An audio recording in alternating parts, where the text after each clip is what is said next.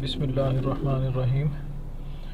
I am Dr. Hafiz Muhammad Irfan Yasin, Senior Registrar, Orthopedic Surgery, currently working at Sheikh Zayed Hospital, Rahim Yar Khan. I welcome you all on behalf of MedHome team, and I am very thankful to the organizers of this course for having me a mentor for the surgical side. We will be discussing the anatomy of the upper and the lower limb. So today we'll start with the anatomy of the brachial plexus and its applied anatomy. So brachial plexus is main nerve supply of the upper limb, the whole nerve supply, and it is divided into roots, the trunks, divisions and the cords. ये basically एक network है of the nerve fibres जो कि सारे upper limb को supply करता है. ठीक है, हम इम्पॉर्टेंट पॉइंट्स डिस्कस करेंगे. सो सबसे important is the relationship of brachial plexus with the axillary artery. जो कॉर्ड्स हैं ब्रेकियल प्लेक्सस की वो are in direct relation with the axillary artery. More specifically अगर हम बात करें तो वो second part of brachial artery के अकॉर्डिंगली हम उनको नेम देते हैं. The lateral cord is lateral to the second part of the brachial artery. The medial cord is the medial, and the posterior cord is posterior to the second part of the brachial artery. और जो first part of the brachial artery है उसके ये posteriorly पड़े होते हैं और third part के अराउंड ये टर्मिनल ब्रांचेस में डिवाइड हो जाते हैं. एक और इम्पॉर्टेंट बात यहाँ याद करने के लिए, जो पेक माइनर मसल है वो डिवाइड करता है ब्रेकियल आर्टरी को इनटू 3 पार्ट्स. जो पार्ट ब्रेकियल एक्सिलरी आर्टरी का, sorry I am talking about the axillary artery, जो एक्सिलरी आर्टरी का पार्ट है proximal to the pectoralis minor muscle वो फर्स्ट पार्ट है. जो behind the pec minor muscle is the second part, and distal to the pec minor muscle is the third part of the axillary artery. ये एक और important diagram regarding relation of the brachial plexus. जो roots हैं वो emerge करती हैं from the foramina, the neural foramina, and the spinal nerves वो divide हो जाते हैं into dorsal and the ventral rami, and the ventral rami they form the brachial plexus. और वो इमर्ज करती हैं एंड एंटर करती हैं in the neck area between the scalenus medius and the scalenus interior muscle. ठीक है, जो trunks हैं they are present in the posterior triangle of the neck, और जो डिवीजन है they are behind the middle part of the clavicle which is the middle third of the clavicle, और roots are present in the axilla in relation to the axillary artery, जैसा कि हमने already बताया. Brachial plexus बनता कैसे है कि जो वेंट्रल रेमाई है of the lower 4 which is C5, 6, 7 and 8, और the upper T1 cervical nerve spinal nerves हैं, उनके ventral rami join to form the brachial plexus. अब इनके कॉम्बिनेशंस कैसे कैसे हैं. पहले 5 रूट्स हैं, उनसे 3 ट्रंक्स बनती हैं. C5 और C6 मिलके ट्रंक बनाते हैं. C7 continues as the middle trunk, और C8 और T1 मिलके लोअर ट्रंक बनाते हैं. आगे ये जो 3 ट्रंक्स हैं they all divide into anterior and the posterior divisions.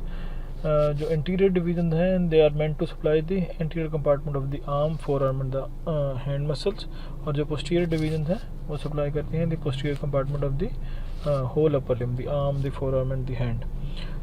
जो आगे कॉर्ड्स हैं वो फिर हम देखते हैं कि वो डिवीजन से मिलकर कॉर्ड्स बनते हैं. जो एंटीरियर डिवीजन है अपर और मिडल ट्रंक की वो लैटरल कॉर्ड बनाती हैं.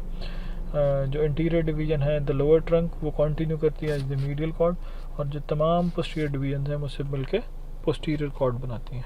ठीक है, सो जब हम बात करते हैं जो इंटीरियर डिवीजन की 2 मेन ट्रंक्स हैं, 2 मेन कॉर्ड्स हैं, वो lateral and the medial cord, जबकि जो पोस्टीरियर कॉर्ड है वो होली पोस्टीरियर डिवीजन से मिलकर बनता है, वो पोस्टीरियर को सप्लाई करेगा. आगे हम जब ब्रांचेस की बात करते हैं तो हम branches according to the area of the brachial plexus जहाँ से वो ओरिजिनेट हो रही है वहाँ से याद करते हैं कि रूट्स से कितनी ब्रांचेस हैं. ट्रंक से याद रखने वाली बात है कि डिवीजन से कोई भी ब्रांच नहीं है. और एक फार्मूला है याद करने के लिए 3-3-5. There are 3 branches from the roots, 3 branches from the lateral cord, 5 from the posterior cord and 5 from the medial cord. Okay, so जो रूट्स से ब्रांचेज हैं वो dorsal scapular nerve which is C5, nerve to subclavius C5 and C6. उसको हम sometimes roots के साथ consider करते हैं. ये एनाटॉमिकल वेरिएशन है, ये ट्रंक्स के साथ अपर ट्रंक से भी ओरिजिनेट करती है. सो रूट वैल्यू इसकी होगी C5 और C6. और जो लॉन्ग थ्रेसिक नर्व है विच इज C5, 6 एंड 7 वो अराइज करती है from the roots, the posterior और द डॉर्सल सेगमेंट उनसे, और वो सप्लाई करती है सीरेटस इंटीरियर मसल को. अपर ट्रंक से जो हमारी ब्रांच है वो सुप्रास्कैपुलर नर्व है, उसकी रूट वैल्यू C5 और C6 होगी क्योंकि अपर ट्रंक से राइज कर रही है, और ये सप्लाई करती है the supraspinatus and the infraspinatus muscle. जो लैटरल कॉर्ड है उससे lateral pectoral nerve, the musculocutaneous nerve and the medial pectoral nerve, और जो मीडियल कॉर्ड है उससे medial pectoral nerve, medial cutaneous nerve of the arm and the forearm, medial root of the median nerve and the ulnar nerve. ये इन branches को याद करने के लिए कुछ निमोनिक्स हैं।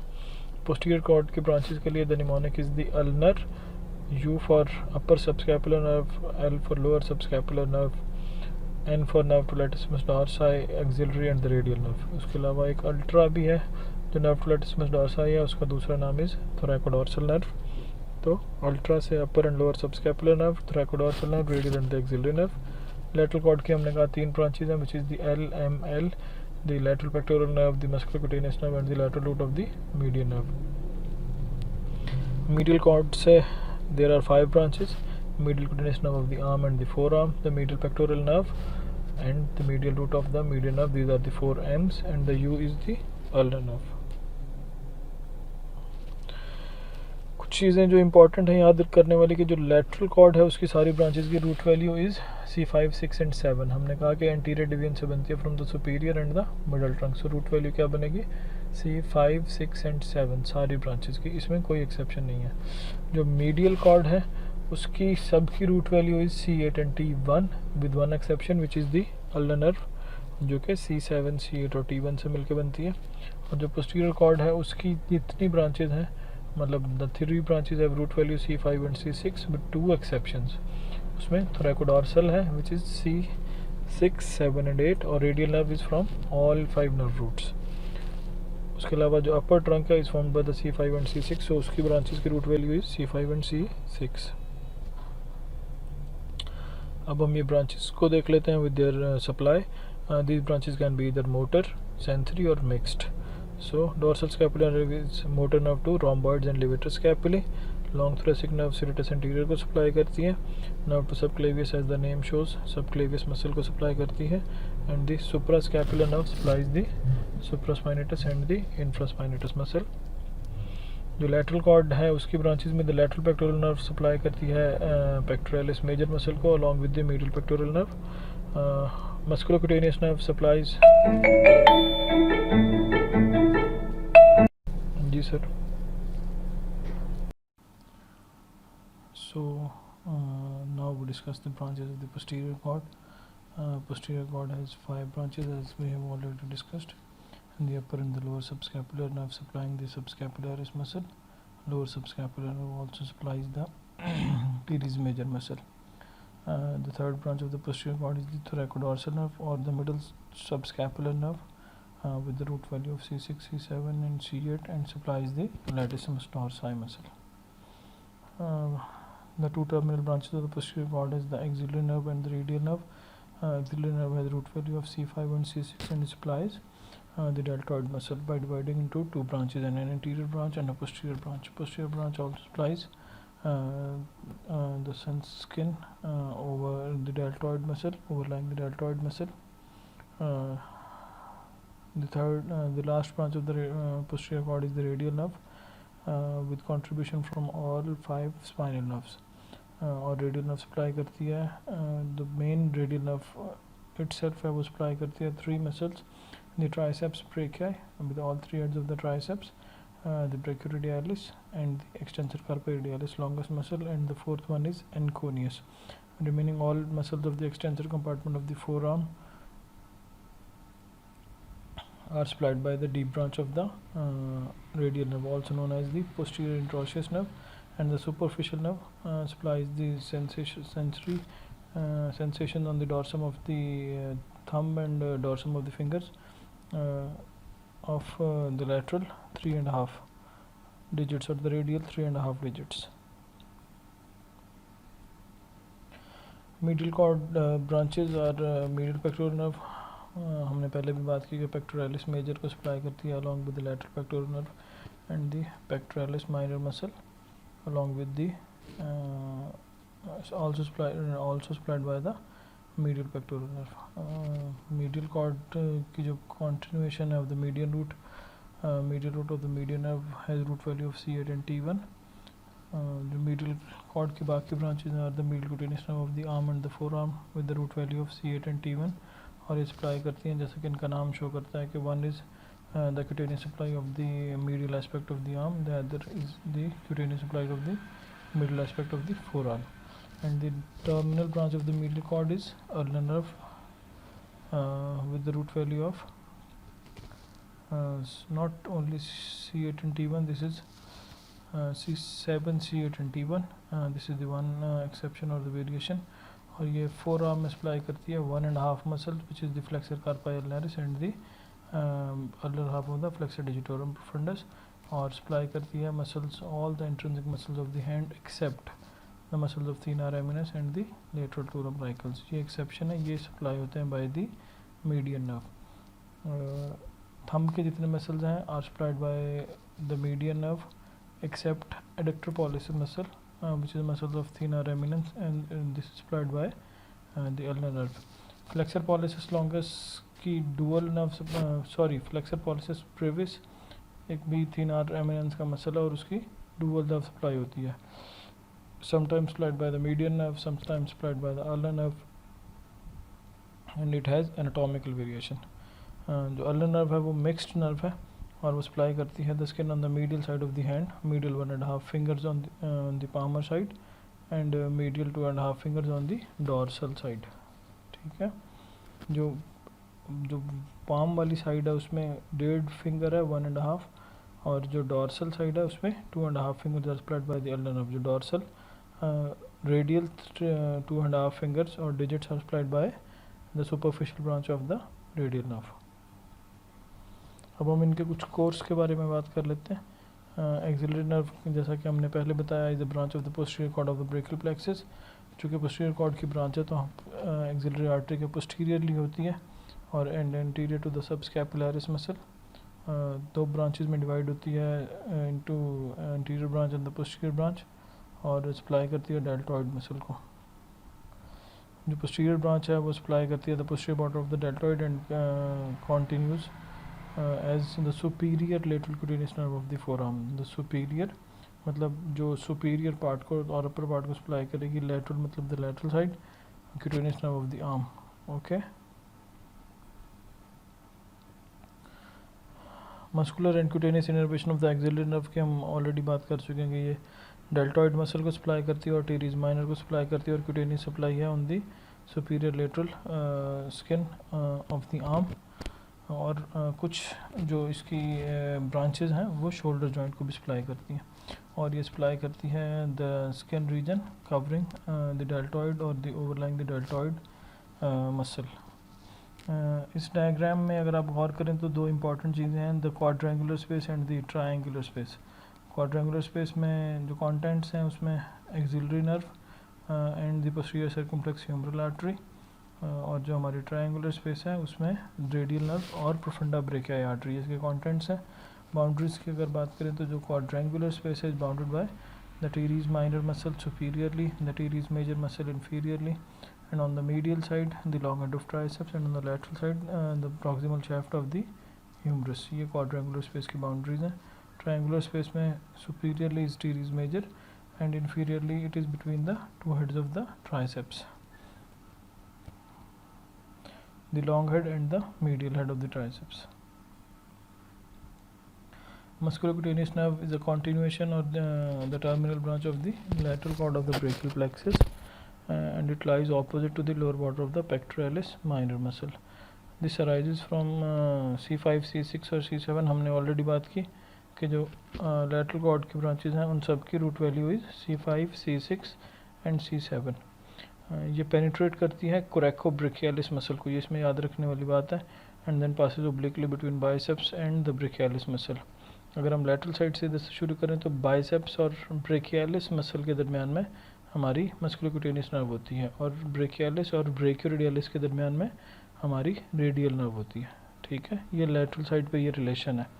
और मीडियल साइड पे अगर हम बात करें तो जो हमारी अल्नर नर्व है is behind the medial epicondyle of the humerus, जो ह्यूमरस का एपिकॉन्डाइल है उसके पीछे, और जो मीडियल नर्व होती है वो passes anteriorly on the lateral side of the brachial artery और पियर्स करती है two heads of pronator teres को, ये भी हम आगे बात करेंगे। मस्कुलोक्यूटेनियस नर्व की जो मस्कुलर इनर्वेशंस हैं वो सप्लाई करती है the anterior compartment of the arm. चूँकि ये एंटीरियर डिवीजन से मिलकर बनती है तो एंटीरियर को सप्लाई करेगी और आर्म को सप्लाई करेगी। Anterior compartment of the arm की जो मेन नर्व है वो मस्कुलोक्यूटेनियस है। Anterior compartment of the forearm की मीडियन नर्व है with some exception supplied by the ulnar nerve, जो 1.5 मसल्स जिसकी हमने ऑलरेडी बात कर लिया। और जो एंटीरियर कंपार्टमेंट ऑफ हैंड की नर्व है वो अल्नर नर्व है with some exception which are supplied by the median nerve. So जो मस्कुलोक्यूटेनियस नर्व है वो सप्लाई करेगी कोरेकोब्रेकियालिस को, बाइसेप्स ब्रेकियाई को और ब्रेकियालिस मसल को। और देन ये कंटिन्यू करती है lateral antebrachial cutaneous nerve which divide into an anterior and posterior branch, और ये फोर आर्म की anterolateral and the posterolateral surfaces जो है उसकी क्यूटेनियस इनर्वेशन देती है। हमने बात की थी superior lateral cutaneous nerve of the arm branch of axillary nerve, और ये lateral cutaneous nerve of the forearm है जो कि फोर आर्म को सप्लाई करती है। Radial nerve is main branch of the posterior cord of the brachial plexus, और root value is contribution from all 5 nerve roots. Initially posterior compartment में होती है and then later in the anterior comes into the anterior compartment of the arm and then continue करती है in the posterior compartment of the forearm as the deep branch और the posterior interosseous nerve. Radial nerve जो है वो arm में enter होती है behind the axillary artery. चूँकि पोस्टीरियर कॉर्ड की ब्रांच है तो पोस्टीरियर होगी टू एक्सिलरी आर्टरी, और फिर पोस्टीरियर से आती पोस्टीरियरली ट्रेवल करती है on the medial side of the arm. Then the radial nerve innervates the triceps brachii muscle. उसके बाद रेडियल ग्रूव में ये मूव करती है from the medial side to the lateral side और the lateral compartment and then pierces the lateral intermuscular septum, और ये anterior compartment में आ जाती है। और वहाँ से ये किन मसल्स के दरमियान में हमने बात की थी कि ब्रेकियालिस और ब्रेकियोरेडियलिस के दरमियान में रेडियल नर्व है, जबकि ब्रेकियालिस और बाइसेप्स के दरमियान में मस्कुलोक्यूटेनियस नर्व है। उसके बाद डिस्टल पार्ट ऑफ ह्यूमरस में ये जो लैटरल ह्यूमरल एपिकॉन्डाइल है उसके एंटीरियरली गुजरती है। Radial nerve is anterior to lateral humeral epicondyle, जबकि ulnar nerve is posterior to medial humeral epicondyle. ये इनका रिलेशन और फोर आर्म में कंटिन्यू करती है and then divided to superficial in the deep branch. जो सुपरफिशियल ब्रांचेस हैं जो रेडियल नर्व मेजर प्रॉपर से जो ब्रांचेस अराइज करती हैं वो क्यूटेनियस सप्लाई है which is the posterior cutaneous nerve of the arm और inferior lateral cutaneous nerve of the forearm and the posterior cutaneous nerve of the forearm। ये 3 cutaneous branches हैं। और जो muscular components हैं उसके वो मैंने जैसे कि पहले बताया था कि जो रेडियल नर्व प्रॉपर है वो 4 मसल्स को सप्लाई करती है, which are the triceps brachii, the brachioradialis, the extensor carpi radialis longus and the anconeus muscle। यही वजह है कि जब स्पाइरल जो posterior introitious nerve की इंजरी होगी तो जो ये मसल्स हैं ये स्पेयर हो जाते हैं, इसलिए जब सिर्फ पोस्टीरियर इंट्रोशियस नर्व इंजरी हो या कॉम्प्रोमाइज़ हो तो there will be loss of finger extension. Wrist extension absent नहीं होगी, wrist extension will be weak क्योंकि एक्सटेंसर कार्पी रेडियलिस लॉन्गस जो है वो इंटैक्ट रहेगा, तो कुछ ना कुछ एक्सटेंशन जो है वो अवेलेबल रहेगी, लेकिन एक्सटेंशन होगी विद रेडियल डेविएशन क्योंकि ये रेडियल साइड पे अटैच होता है।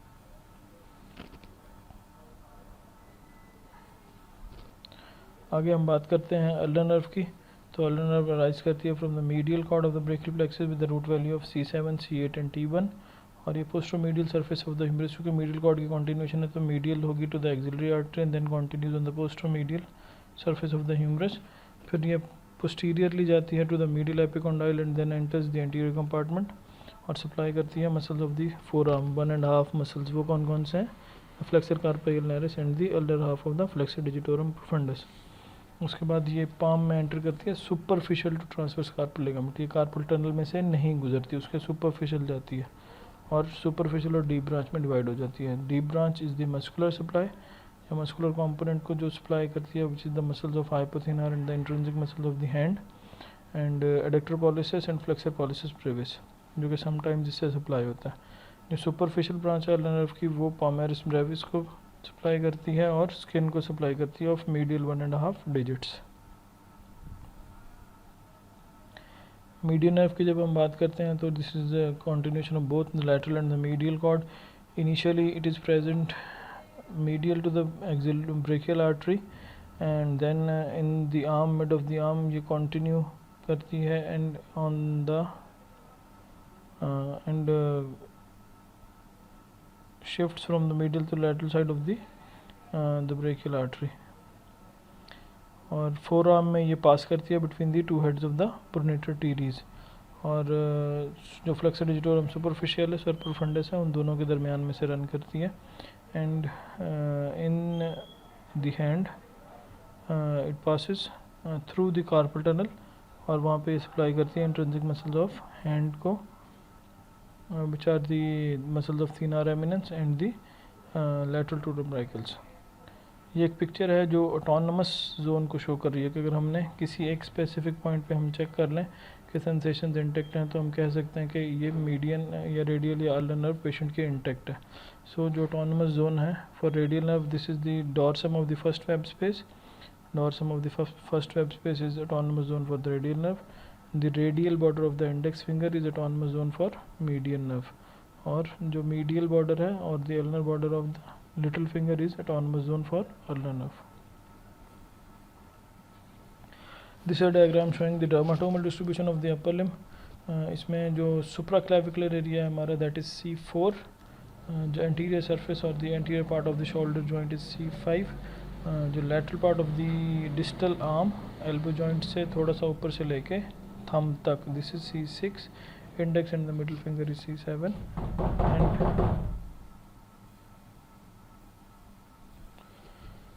index and middle finger are C7, the medial side of the forearm is C8 and medial side of the arm is T1.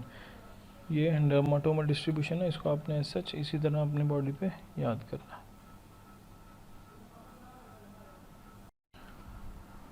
अब हम कुछ अप्लाइड एनाटॉमी के बारे में बात कर लेते हैं ऑफ द ब्रेकियल प्लेक्सस, जिसमें हम the palsy, the Klumpke's, paralysis और डिफरेंट पेरिफेरल नर्व इंजरीज के बारे में बात करेंगे. सबसे पहले what is the importance of the segmental innovation dermatome map.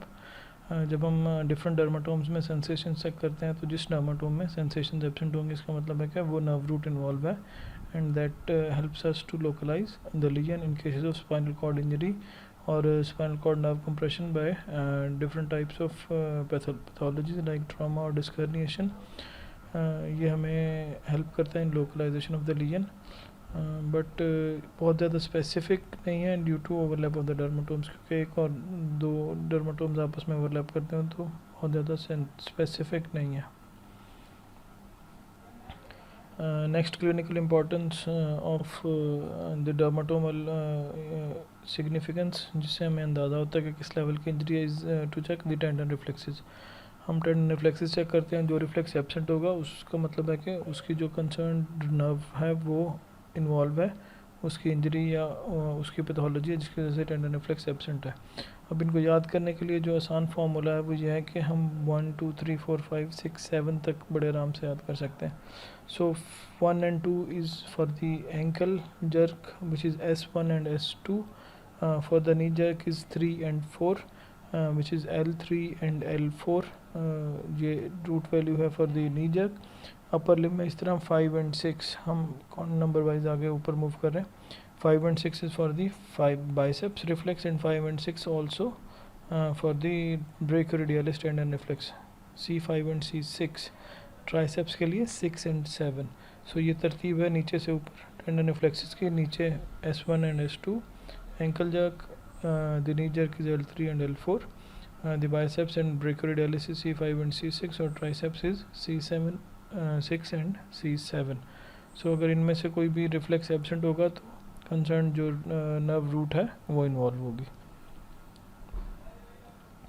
अब जो ब्रेकियल प्लेक्सिस या जो पेरिफेरल नर्व इंजरीज है उनकी जब हम बात करते हैं तो ये यूजुअली इनकम्प्लीट इंजरीज होती हैं and that lead to muscle paralysis with, अगर क्रॉनिक हो जाए और पेशेंट रिकवर नहीं करता है तो leads to muscle atrophy. Tendon reflexes जो रिस्पेक्टिव डर्माटोम्स हैं उसके वो एब्सेंट होंगे और सेंसेशंस जो हैं वो रिस्पेक्टिव डर्माटोम में वो भी ऑल्टर्ड होंगी.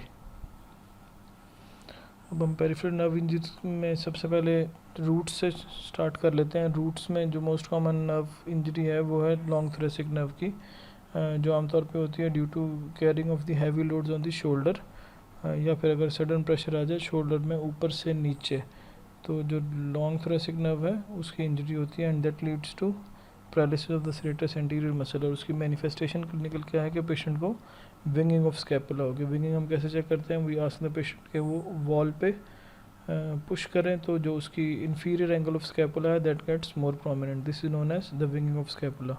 और उसके अलावा लॉन्ग थोरेसिक नर्व इंजरी में एक और जो इंपॉर्टेंट फाइंडिंग होगी वो होगी लॉस ऑफ ओवरहेड एबडक्शन। जब हम शोल्डर की एबडक्शन की बात करते हैं तो जो initial 15 degrees of abduction is by supraspinatus muscle, 15 to 90 degrees is by the deltoid muscle, और उसके अलावा जो 90 to 180 और 170 डिग्रीज जितने शोल्डर की एबडक्शन है that is by the serratus anterior and the trapezius muscle. Next आगे हम ट्रंक लेवल पे इंजरी की बात करते हैं। तो जो अपर ट्रंक की इंजरी है, अपर ट्रंक पे जहाँ पे the C5 and C6 join to form the upper trunk, उसको अब्स पॉइंट भी कहते हैं। अगर इस लेवल पे इंजरी हो तो इसको अब्स पैरालिसिस कहते हैं। इसकी कॉजेज़ क्या हैं? The most common cause of Erb's paralysis is shoulder dystocia. Shoulder dystocia क्या है कि when the head is delivered and the shoulders get stuck between the pubic rami and the sacral bone, तो उसको deliver करने के लिए traction is applied on the head और shoulder जो है वो प्रेस हो जाता है between the pubic symphysis and the sacrum, तो उससे ट्रैक्शन इंजरी होती है of the upper part of the brachial plexus which is C5 and C6 nerve root joining to form the upper trunk. The second most common mechanism of injury is fall on the shoulder, और इसमें basically traction injury होती है when the distance between the ipsilateral same side के ear and shoulder का distance जब बढ़ जाए acutely तो अपर ट्रंक की ट्रैक्शन इंजरी होती है and that leads to Erb's paralysis. तो इसमें जो नर्व रूट इन्वॉल्व होंगी वो जो कि upper trunk is form by C5 and C6, तो nerve root involve will be C5 and C6। Muscle paralyse कौन से होंगे? जो C5 और C6 से सप्लाई होते हैं। उसमें हमने पहले बात की थी कि जो हमारा पोस्टीरियर कॉर्ड है उसकी the 3 branches of the posterior cord जो है वो C5 और C6 जो है उसमें है। The main is axillary nerve जिससे डेल्टॉइड पैरालाइज हो जाएगा। सुप्रास्कैपुलर नर्व ट्रंक की अपनी ब्रांच है तो supraspinatus and infraspinatus will be paralysed. So initiation of abduction और डेल्टॉइड्स दोनों पैरालिसिस की वजह से arm will be in adducted position. Musculocutaneous की हमने बात की थी लैटरल कॉर्ड की, उसमें भी C5 और C6 की कंट्रीब्यूशन होती है। तो biceps brachii would also be paralysed. तो elbow will be in extension, क्योंकि जो मसल पैरालाइज होगा उसके जो एंटेगनिस्ट मसल है वो काम करेगा अपना, तो जो पोजीशन अडॉप्ट करती है बॉडी वो उस पोजीशन की होती है जिसमें नॉर्मल हेल्दी मसल जो है वो काम कर रहा होता है। So elbow will be in extension. Biceps brachii is also supinator of the forearm, तो अगर बाइसेप्स एब्सेंट होगा तो arm will be in pronated position. So this deformity will occur which is adduction and internal rotation of the shoulder, क्योंकि supraspinatus and infraspinatus are external rotators also ना, तो external rotation भी नहीं होगी। तो shoulder will be in adduction and internal rotation, elbow is in extension, forearm is in pronation. So this is the typical position जो कि यहाँ and this is the typical position when the waiter is asking for the tip. So the position is known as the waiter tip hand. Muscles की मैंने आपको already बता दिया है जो मसल्स पैरालाइज होंगे, सुप्रास्पाइनेटस एंड इंफ्रास्पाइनेटस, तो ये एक्सटर्नल रोटेटर्स एंड एबडक्टर्स हैं, तो एडक्शन एंड इंटरनल रोटेशन हो जाएगी। बाइसेप्स ब्रेकियाई इन्वॉल्व होगा तो एक्सटेंशन होगी एल्बो पे, फ्लेक्शन नहीं होगी। And the deltoid muscle is also involve, तो एबडक्शन जो है वो शोल्डर पे वो नहीं होगी। और इस केस में जो सेंसरी चेंजेस होंगी is in the C5 and C6 dermatome which is the lateral part of the lateral side of the arm up to thumb is C6, जो lateral anterolateral part of the shoulder is C5। इस area में sensory loss होगा। Deformity हम already बता चुके हैं, limb जो है वो hangs by the side in adduction and internal rotation with pronation of the four arm, this is known as the waiter tip position. Next, अब पहले हमने बात की थी the upper part of the brachial plexus के traction injury. अगर lower part of the brachial plexus is involve in the traction injury तो उसको हम क्लम्कीज पैरालिसिस कहते हैं। Most common causes of injuries when the shoulder is delivered first during difficult vaginal delivery, तो head को deliver करने के लिए when the excessive traction is applied on the shoulder तो उससे जो lower part of the brachial plexus है उसकी ट्रैक्शन इंजरी हो जाती है, which is C8 and T1 nerve root.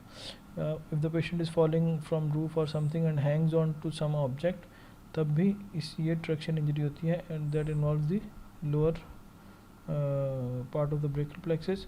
उसके अलावा दो जो और मेन कॉजेज़ हैं of the involvement of the lower part of brachial plexus is the cervical rib end thoracic outlet syndrome. इसमें जो नर्व रूट्स इन्वॉल्व होती हैं वो C8 और T1 है. मसल्स वो जो C8 and T1 सप्लाई करते हैं, which are mostly the intrinsic muscles of the hand, the lumbricals and the इंट्रोशियाई.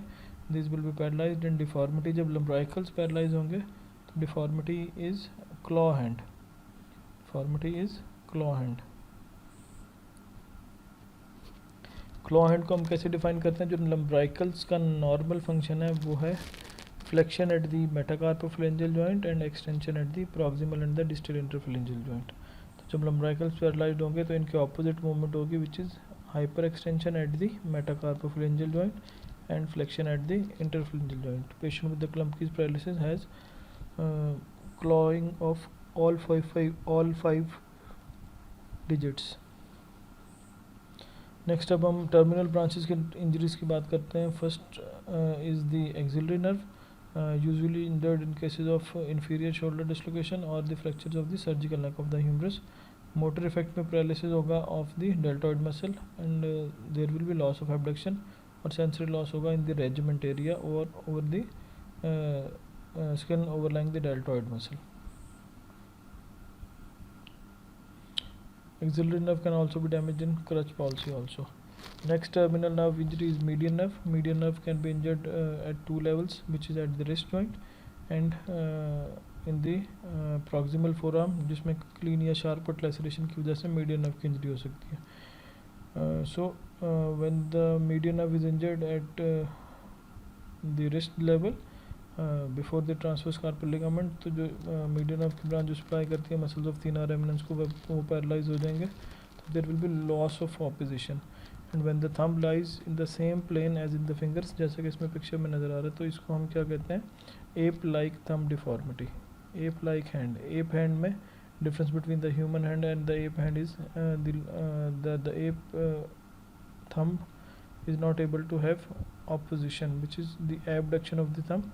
Opposition की जब हम बात करते हैं वो एक कॉम्बिनेशन है मूवमेंट का. Initially there is abduction of the thumb, then there is flexion and then there is the pronation of the thumb. ये एक कॉम्बिनेशन है, इसको हम ऑपोजिशन कहते हैं. अगर मीडियन नर्व पैरालाइज हो जाए तो ऑपोजिशन जो है वो कॉम्प्रोमाइज़ हो जाएगी. डिफॉर्मिटी को हमने बता दी ऑलरेडी कि app hand deformity and disability ये का पेशेंट की जो है वो पिंच डिस्टर्ब हो जाएगी. अगर मीडियन नर्व इंजर हो in the four arm muscle, तो जो लॉन्ग फ्लेक्सर्स हैं of the medial two and lateral, not the medial, the lateral two digits, these are also lost, and the thumb is also involved. The flexor pollicis longus is also paralyzed. तो अगर हम patient को fist बनाने के लिए कहेंगे तो दो जो index and the middle finger and the thumb remains open. तो ये डिफॉर्मिटी जो बनती है इसको साइन ऑफ बेनेडिक्शन कहते हैं. This is in cases of median nerve injury in the forearm. Related to the median nerve is the carpal tunnel syndrome, चूँकि ये कार्पल टनल के नीचे से गुजरती है.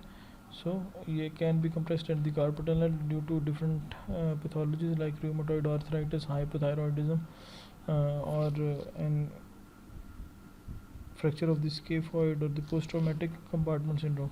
इसमें पेशेंट को क्या होगा कि पेशेंट को नमनेस और टिंगलिंग होगी of the thumb, index and the middle finger and the radial half of the ring finger. और अगर हम इसको ट्रीट नहीं करते तो patient will develop paralysis of the muscles of the thenar eminence and the ape hand deformity. Carpal tunnel के लिए जो हम टेस्ट करते हैं उसमें एक टेनल साइन है which is done from distal to the proximal. हम टैप करते हैं in the course of the nerve, और पेशेंट जो है वो उसको हम कहते हैं कि अगर आपको कहीं पे सुइयाँ चुभ रही हैं तो आपने बताना है. This is the Tinel sign if present. और ये शो करता है रिकवरी ऑफ द एक्सॉन्स.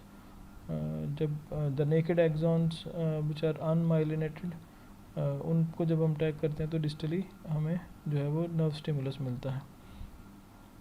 और the Phalen's manoeuvre is the test done for checking the carpal tunnel syndrome. Patient is asked to flex both wrists for 30 seconds. अगर patient को same sensation, tingling like sensation दोबारा appear होती हैं तो इसको हम कहते हैं कि Phalen test is positive and patient is having carpal tunnel syndrome. Next injury is the ulnar nerve, ये भी इंजर हो सकती है in the axilla, in at the level of the elbow joint and in the shaft of the humerus or distally at the level of the wrist joint by stab wounds or the sharp cut injuries. In cases of ulnar injury जो muscle paralyse होंगे अगर तो at the level of wrist ये injure हुई है तो जो हमारे इंट्रिंसिक मसल्स ऑफ हैंड है वो भी सारे पैरालाइज हो जाएंगे। तो patient will have loss of abduction and adduction of the finger due to paralysis of the intrinsic muscle. Patient will have clawing of the medial 2 digits due to the paralysis of the medial 2 lumbricals, medial 3 lumbricals supplied by the 2 lumbricals supplied by the ulnar nerve.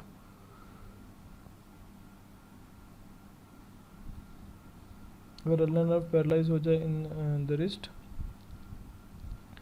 तो जो finger flexors हैं वो spare हो जाएंगे, लेकिन अगर ulnar nerve paralyse हो जाती है eight the level of the medial condyle और प्रॉक्सिमल टू इट तो जो हमारा फ्लेक्सर कार्पा अल्नारिस है वो भी पैरालाइज हो जाएगा और फ्लेक्सर जिटोरम प्रोफंडस भी पैरालाइज हो जाएगा। तो जब हम रिस्ट फ्लेक्स कराएंगे, चूँकि फ्लेक्सर कार्पा रेडियलिस ठीक है तो patient will have wrist flexion but there will be radial deviation. अगर अल्नर नर्व इंजरी होगी तो रेडियल डेविएशन होगी और अगर मीडियन नर्व इंजरी होगी तो अल्नर डेविएशन होगी, क्योंकि फ्लेक्सर कार्पा रेडियलिस पैरालाइज हो जाएगा, फ्लेक्सर कार्पा अल्नारिस काम करेगा तो that will lead to flexion at the wrist and the ulnar deviation.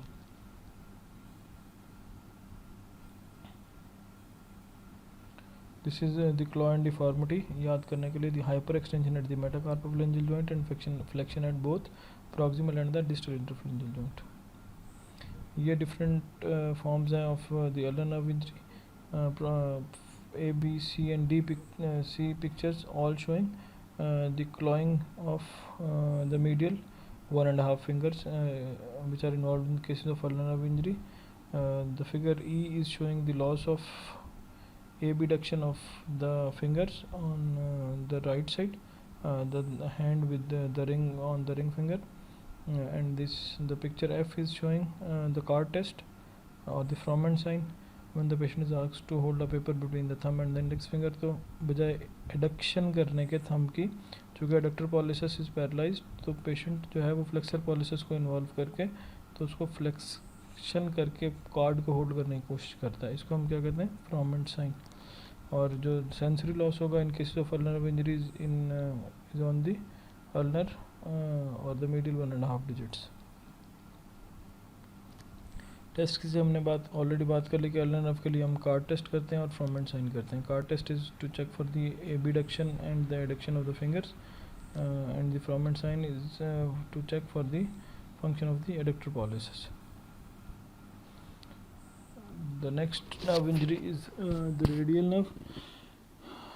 Can be injured, classified into 3 levels: the low radial nerve injury or the injury of the posterior interosseous nerve, the high radial nerve injury which occurs in the radial groove, and the very high radial nerve injury which occurs in the axilla. So हम ऊपर से नीचे शुरू करते हैं। अगर axilla में radial nerve इंजर होगी तो जितने muscles supplied by the radial nerve all will be paralysed and there is loss of sensation at the arm and the forearm, ठीक है, एंड सेंसरी लॉस होगा over the lateral part of the dorsum of the hand.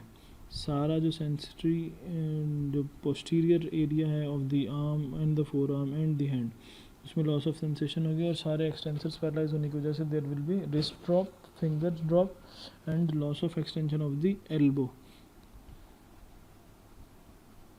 And loss of supination also. But biceps brachii अगर intact हो तो कुछ ना कुछ supination रह जाती है। अगर स्पाइरल ग्रूव में इंजर होती है तो हम उसको कहते हैं कि there is injury at this is known as the high radial nerve injury और usually caused by the fracture of the shaft of the humerus. जो मसल्स पैरालाइज होंगे that will be the extensors of the wrist and the extensors of the fingers, जबकि जो elbow extensors हैं वो spare हो जाते हैं क्योंकि वो रेडियल नर्व पहले उसको ब्रांचेस दे चुकी होती है। So patient will have the wrist and the finger drop और जो सेंसरी चेंजेस होंगी उसमें एनेस्थीसिया होगा on the dorsal surface of the hand, जो सुपरफिशियल ब्रांचेस सप्लाई होता है।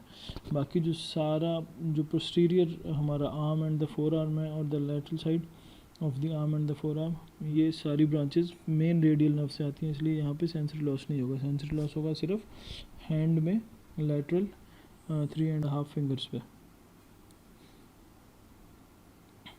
और अगर पोस्टीरियर इंट्रोशियस नर्व की इंजरी होती है तो हमारे जो रिस्ट एक्सटेंसर्स हैं वो भी स्पेयर होंगे, और जो हमारा सेंसरी एरिया है वो भी स्पेयर होगा, कोई सेंसरी लॉस नहीं होगा, सिर्फ finger extensors will be lost. This will show that the patient is having injury to the posterior interosseous nerve, and the sensations of the dorsum of the hand are also intact, and the wrist extensors are also intact. This is the end of the different types of nerve injuries.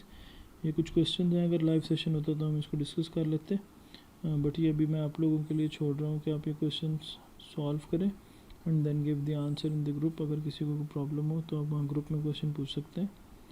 I will try my best to answer those questions, and I am sorry for not being able to deliver the talk on live Zoom meeting due to some important meeting that I had. Thank you so much for listening to me. अगर आपको कोई भी issues हो, किसी भी किस्म की curies हो, तो आप मुझसे टेलीग्राम में ग्रुप में डिस्कस कर सकते हैं। Thank you so much. अल्लाह हाफिज़।